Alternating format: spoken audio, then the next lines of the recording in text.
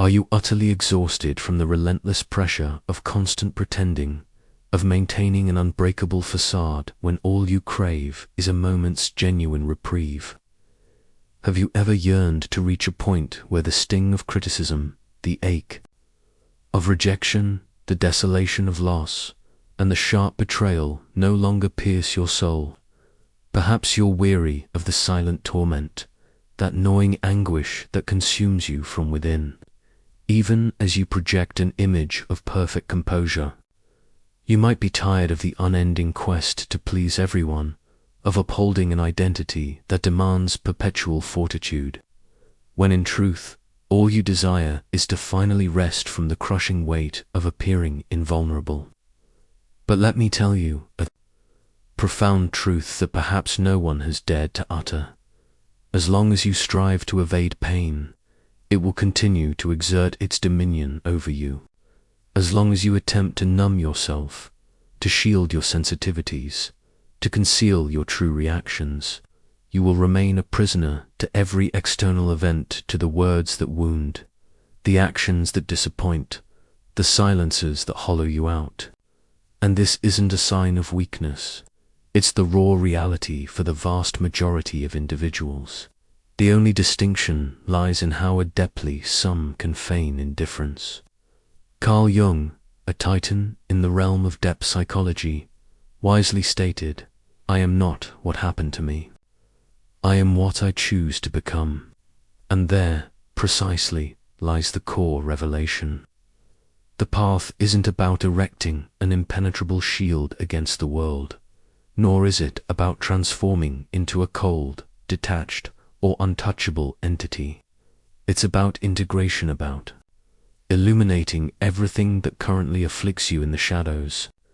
Because genuine strength isn't the absence of suffering, but the profound, unshakable awareness of who you are, even when you are wounded. If you've found yourself here, it's not by mere chance. This message is specifically for you, for the one who is utterly drained of constantly wounding yourself with every external interaction and every interpersonal dynamic. It's for you who perpetually feel an emotional disadvantage, as though others possess an inexplicable power over you. I want to unveil a different reality, one where this oppressive dynamic ceases to exist. But to embark on this journey, you must brace yourself to confront certain truths that might initially sting. And perhaps, for the very first time, this pain will be the catalyst for your liberation. Are you ready to begin? Before we delve deeper, remember, true transformation and access to incredible resources await you. Simply click the link in the pinned comment below this video. There, you'll find tools and insights to truly integrate these concepts into your life. You might genuinely believe that the source of your suffering originates from external forces. The actions of others, ill-chosen words, the abandonments you've endured, or the unexpected betrayals that caught you off guard. However, the brutal truth is that none of these external elements possess the inherent power to wound you, unless there is an already existing, unhealed wound festering within you. What truly inflicts pain isn't what others do to you. It's what these experiences activate within you.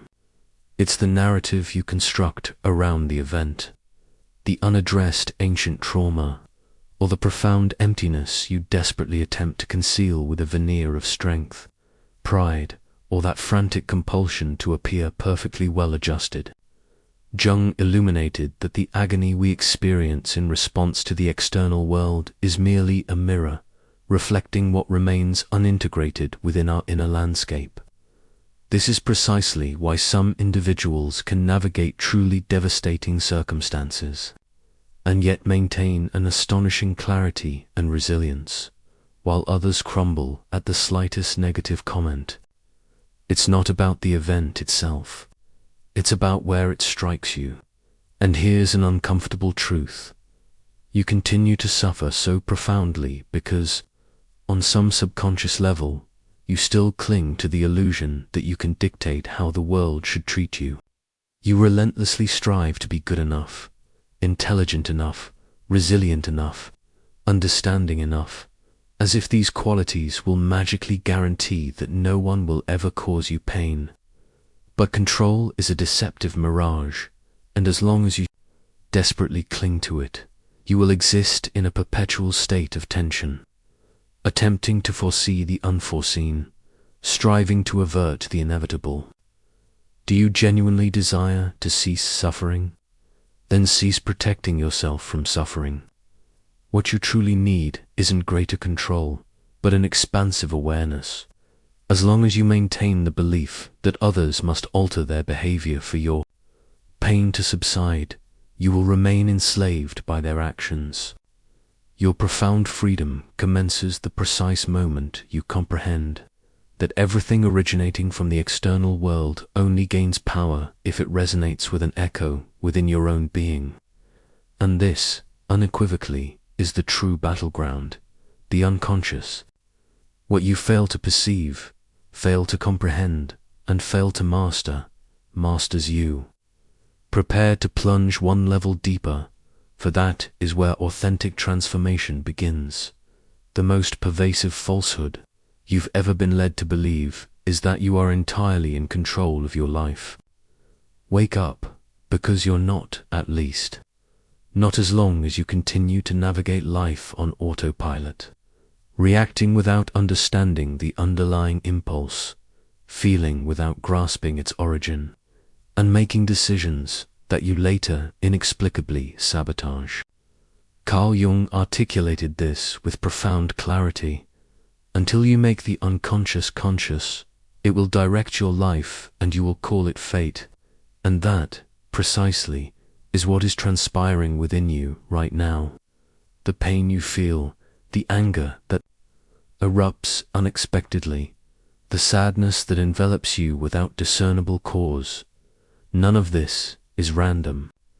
These are urgent messages emanating from forgotten, ignored, or repressed facets of your own self. Jung referred to this enigmatic territory as the unconscious, and it is far more than a mere nebulous cloud of vague thoughts. It is a vibrant, active force, an intricate system of memories, unhealed traumas, suppressed desires, and deep-seated fears that you adamantly refuse to confront, yet which continue to dictate what you experience emotionally and how you behave. You ponder why certain words completely devastate you, while others remain unaffected. It's because those words meticulously pinpoint sensitive, still active points within your being. And if they remain active, it is because you have never truly confronted them. You have merely swept them under your psychological rug, and now you continually trip over them. Jung asserted, we cannot change anything until we accept it. Condemnation does not liberate, it oppresses. And what has been your consistent pattern? Judging yourself, repressing your true feelings, silencing your inner voice, as if any of this would resolve anything. The unvarnished truth is that the unconscious does not simply vanish because you choose to ignore it.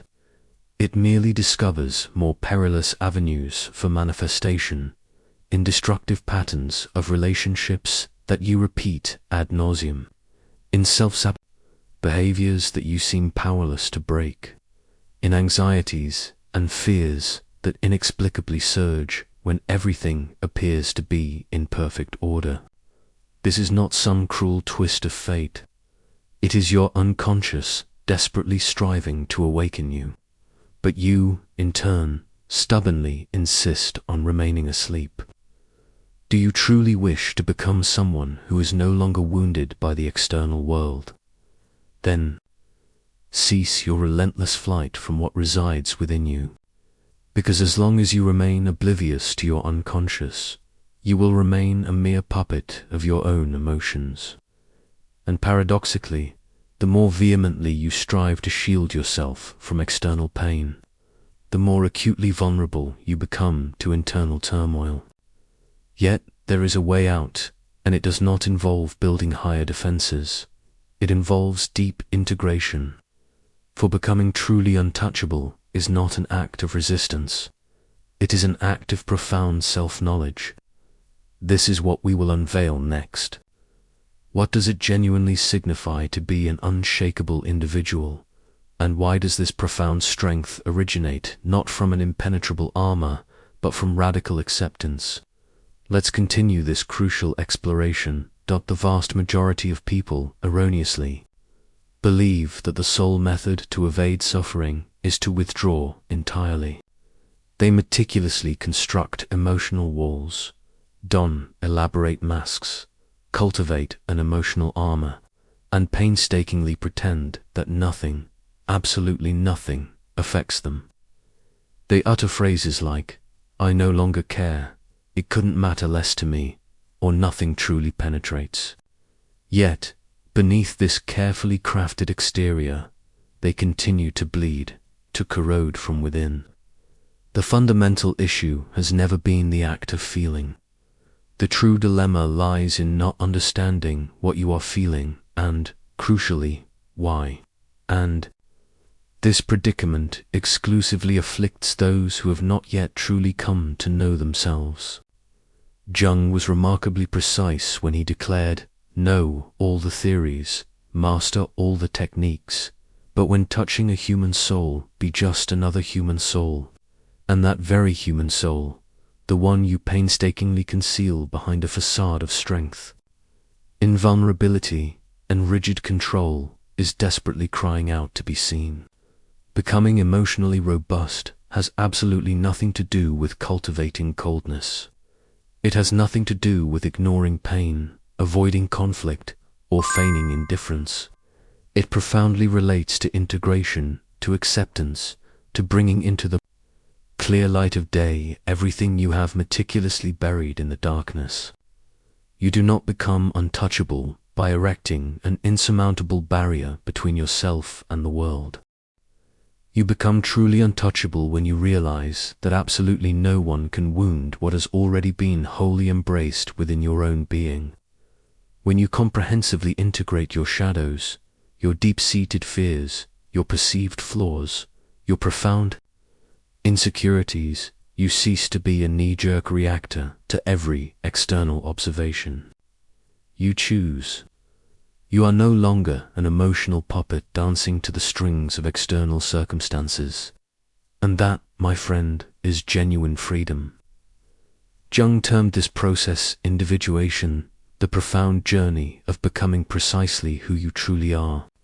Not what others expect of you, not what you once believed you should be to gain acceptance, but what authentically emerges from within you, from the sacred meeting of light and shadow, between your conscious ego and your vast unconscious. Individuation, Jung stated, is not a process of perfection, but of integration. You are not required to become a better person. You simply need to become whole. And here lies the profound secret that no one has ever shared with you. The more relentlessly you flee from pain, the more persistently it pursues you. The more you endeavor not to be affected, the more inherently fragile you become. But when you courageously confront your own deepest wounds, when you wholly accept who you are with, all that is beautiful and all that is perceived as ugly, all that is noble and all that is deemed shameful, nothing external possesses the power to dismantle you. However, this transformative path demands immense courage, the courage to peer within, the courage to shed your painstakingly constructed masks, the courage to feel, because it is precisely within the crucible of pain that the key to your profound transformation lies concealed.